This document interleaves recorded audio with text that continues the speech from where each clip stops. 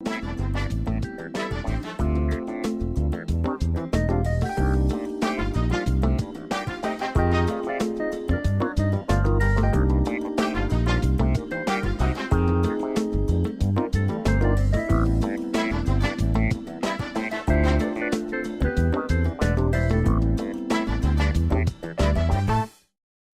and welcome to Common Ground, an inside look at Suffolk County.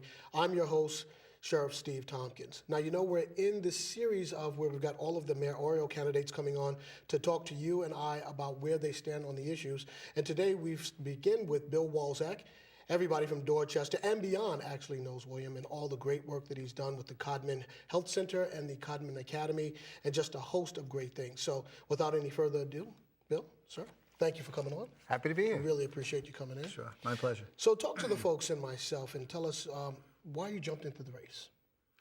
Well, as you know, I've spent my life working in Boston and building institutions in Boston. I was part of the effort to create Boston Medical Center. I was the founder of the statewide nonprofit association. I've built, co-founded 2 high schools in Boston and a community health center. I've been involved in a lot of things.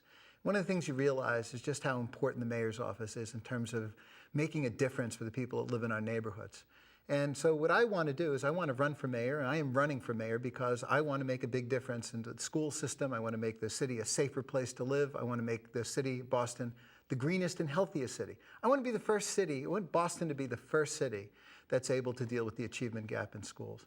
And that's, I'm driven by that. You know, it's very important that we have a mayor that knows how to build big things, that knows how to run big things, and you have done that. And it would seem to me that that is an advantage for you, actually knowing how you get in there, you work with people, you work with entities, you work with industries, because it really does take a lot to run a major metropolitan city like Boston. Would you agree? Oh, absolutely, and that's exactly why I'm running. I know that from the perspective of building teams of managers to achieve the goals of the city, this is something that I've done. I've built changing organizations. I've been able to make big differences in communities, and I know how to put it together. I'm one of the candidates that would not have to learn on the job. I'm a person that's actually built big institutions and been able to manage them very effectively. So let's drill down into the issues. Let's begin with education. Where do you stand on education? Well, as a founder of both a pilot school inside the Boston public school system and a charter school outside the school system, I can tell you that it's not really whether it's a charter or public school, it's really how it's designed and how the education system works. So I have a very comprehensive look at this. And if you think about it, since my background is in healthcare and education, what I've decided to do is to try to, over my career, is to build the institutions together, healthcare and education. And if you think about it, children don't really enter the education system until they're age 5. So from, say, -9 months until age 5, they interact with the healthcare system. So if we're really going to do something to make sure that children are growing up healthy enough to learn, we need to have the healthcare system directly involved in education. At Codman, I was able to build a group visit program. Half of the 400 women who deliver babies there joined the group visit program. They had 2.5 hours roughly of time with their doctor and nurse educator, learning how to cook. And what we did was we added early childhood education to that because it's really important that as the babies are growing up, that the mothers and fathers are able to make sure that they're not affected by adverse childhood experiences or toxic stress or other things that impact a child's brain's ability to develop. And that happens a lot, especially in impoverished families. So what I want to do is I want to connect healthcare and education in the early part. I want to make sure that every child in Boston has access to K-1 because we know that 2 years of early childhood education makes a huge difference in preparing children to be able to do well and perform well in school, graduate from high school, go to college. I want to make sure that the unit of change in the system is the school, not the district. I want to choose great principals. I want the new superintendent to choose great principals who are able to build teams of teachers who are going to be able to achieve greatness with the schools that they have, make sure that students achieve success. I want to make sure that the accountability structure and autonomy happens at that school level, and move some of the resources that are currently in our administrative offices into the schools because that will be where the action is going to be. And then finally, I want to make sure that we create career academies in 11th and 12th grades. Just lowering the dropout rate, but having a diploma that doesn't guarantee you access to a career is not something that's going to work. I mean, having a diploma and flipping burgers is probably not the way that you would anticipate the meaning of that diploma.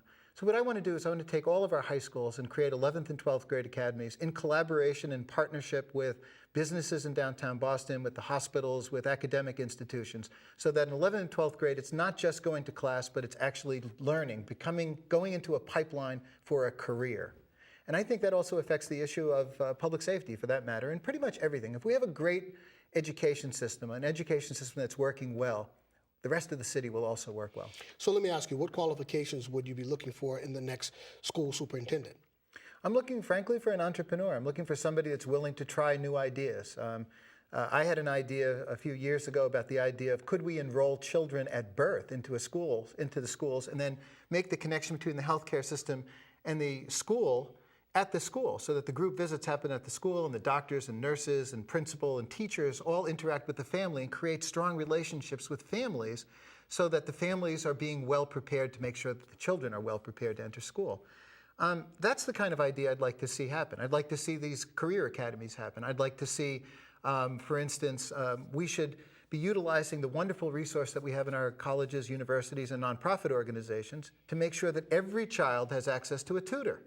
Because we know that the really good schools have tutors available. If you're learning and you fall behind because you got sick or because of whatever, it's very difficult to catch up. I want to make sure that the city has a chief service officer that uses the great resources we have to make sure that every child has that. And a superintendent needs to be open to all these ideas.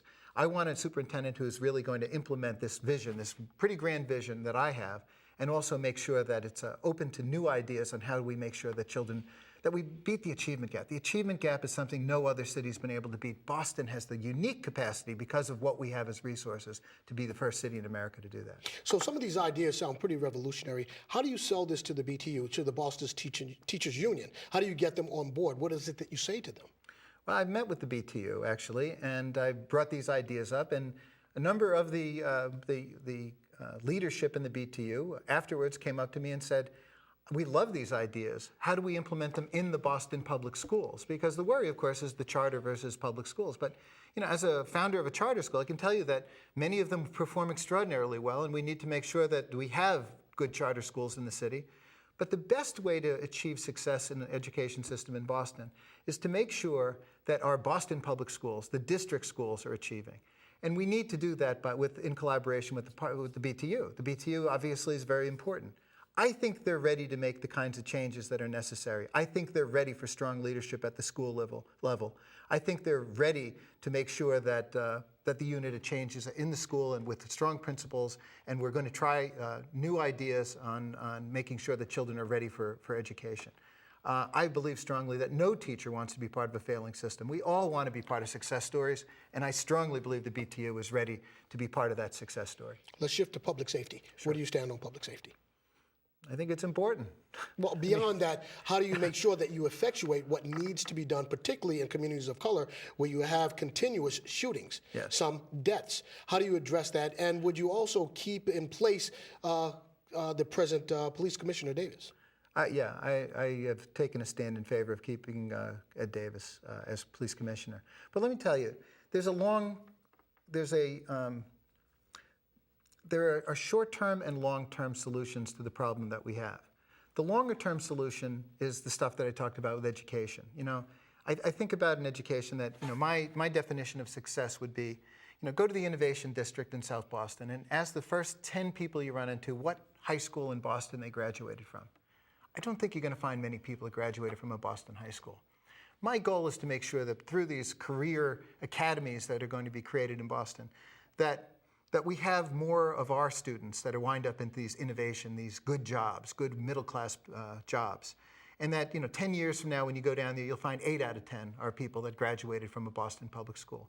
And I think that's a major part of the solution for public safety. We got to give people hope. And if people come out of the school system knowing that they're not going to have any chance of actually having a career, that they haven't been trained well enough, if they haven't been part of a system that really is promoting their idea of being part of a profession, whether that profession's electrician or plumber or a doctor or a nurse or a musician or an artist. I mean, we need to be able to give kids hope for the future. If we do that, we're going to deal with the long-term solution of public safety. The short-term public safety issue is really, there's no mystery to it. It's about coordination of services. It's about identifying the families that are in trouble. We know, I mean, look at the school system. We could go to teachers, and teachers could tell you the 5 kids in their school, in their classroom, that are in deep trouble, that need to have some kind of intervention. We need that kind of coordination between the school system, the police department, parole, the sheriff's office, probation, but also churches and community groups. We need to pull that together like we did in the 1990s. I mean, I was part of that effort. I was involved in the structuring of that. In Codman Square. We had meetings every Wednesday morning at the Ella Baker House where we discussed what needed to happen in our particular neighborhoods, what could happen on Friday night, what were the problems, who was hearing whatever. That kind of coordination can lower the crime rate here.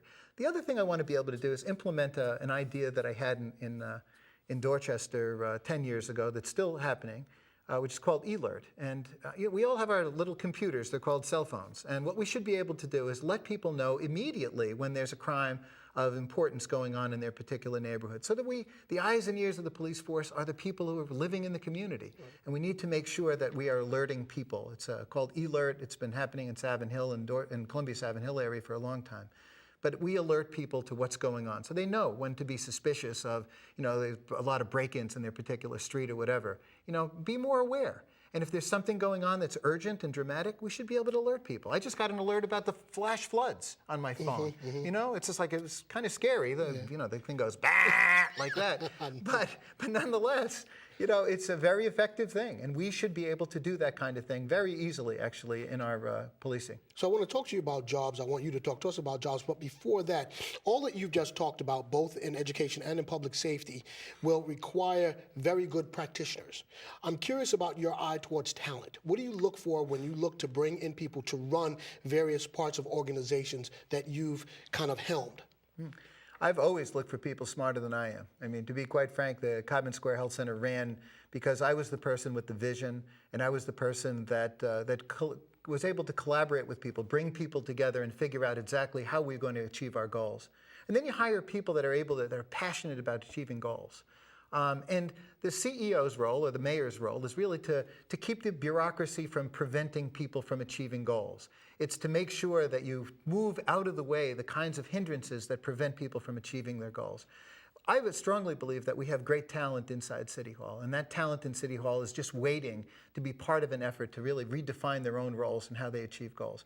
I also think, though, that we need to audit the city, and I'm not talking about a financial audit, but what are we trying to accomplish? What is the purpose of the Inspectional Services Department, and how do we make sure that it works very effectively, efficiently, that there's an understanding that people have about what's going on in it? Those are all things that we could do in the early phases of my administration, of really looking at how all of our departments function and how do we do it better. So now let's switch to job growth. How do you inspire businesses, one, to start here, and then how do you inspire businesses that are here to grow? What do you do for them?